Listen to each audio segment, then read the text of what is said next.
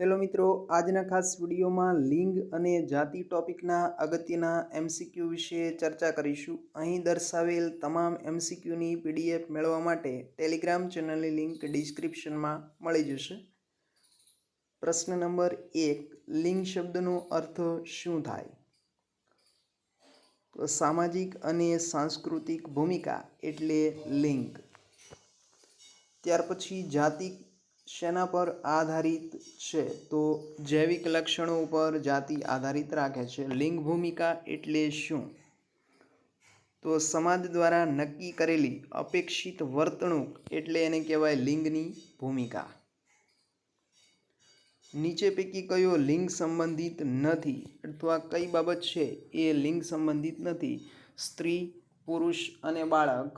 અને ત્રીજું લિંગ છે એ લિંગ સંબંધિત નથી, એ લિંગ ભેદની અંદર આવે છે. લિંગ અને જાતિ વચ્ચેનો મુખ્ય તફાવત કયો છે?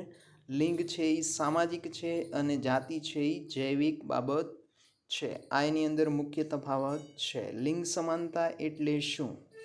તો સ્ત્રી પુરુષને સમાન અવસર આપવો. જો પ્રશ્ન ઉપરથી તમને જવાબનો ખ્યાલ આવી જાય. લિંગની અંદર સમાનતા હોવી જોઈએ. તો કે સ્ત્રીને અવગણવી તો એ પણ નહીં આવે. પુરુષને વધુ મહત્વ આપવું એ પણ નહીં આવે. સ્ત્રી પુરુષ વચ્ચે તફાવત વધારવો, સમાનતા લાવવાની હોય તો સમાન અવસર એ જ તમારો જવાબ થશે. આ રીતે એલિમિનેશન મેથડનો ઉપયોગ કરી ઓછા સમયની અંદર ઝડપથી જવાબ મળી શકે છે. લિંગ અસમાનતાનું મુખ્ય કારણ શું છે? તો સામાજિક માન્યતાઓ. હવે તમારા નવા સિલેબસ મુજબના જે પ્રશ્નો આવશે એ આ રીતે જ આવશે કે જે તમારી સમજણ શક્તિ છે એ કેવી છે એના આધારે જ પ્રશ્ન પૂછશે. એટલે તમારે સૌથી શ્રેષ્ઠ હોય એ જ વિકલ્પ પસંદ કરવો પડશે. લિંગ આધારિત ભેદભાવ ક્યાં વધુ જોવા મળે છે?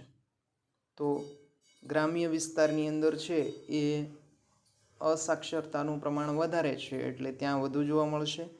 જાતિ અને લિંગની સમજ કયા વિષય સાથે જોડાયેલી છે? તો સમાજ સાથે જોડાયેલી છે એટલે સમાજશાસ્ત્ર. જેન્ડર સેન્સિટાઇઝેશનનો અર્થ શું થાય છે? લિંગ સંબંધિત જાગૃતિ લાવવી એ થશે જવાબ. જો પ્રશ્ન તમારી સામે આવે એટલે સીધો જ જવાબ ક્લિક થવો જોઈએ, તો જ તમે આ પરીક્ષામાં ધાર્યું એવું પરિણામ લાવી શકશો. પેટ્રીયાર્ચી એટલે શું?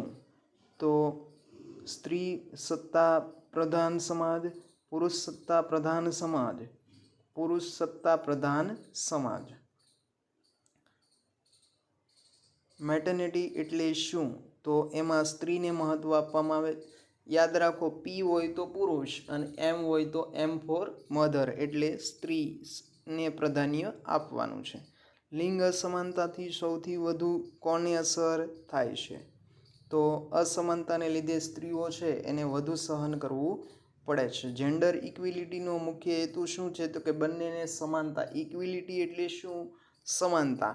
તો બંનેને સમાન તક આપવાનો છે. લિંગ ભેદભાવ શેના ઉપર આધાર રાખે છે? તો માન્યતા, રૂઢિ, પરંપરા આ બધા ઉપર આધાર રાખે છે. ફરી મળીશું આવા જ એક અગત્યના વિડીયો સાથે. ત્યાં સુધી જય હિન્દ, જય ભારત.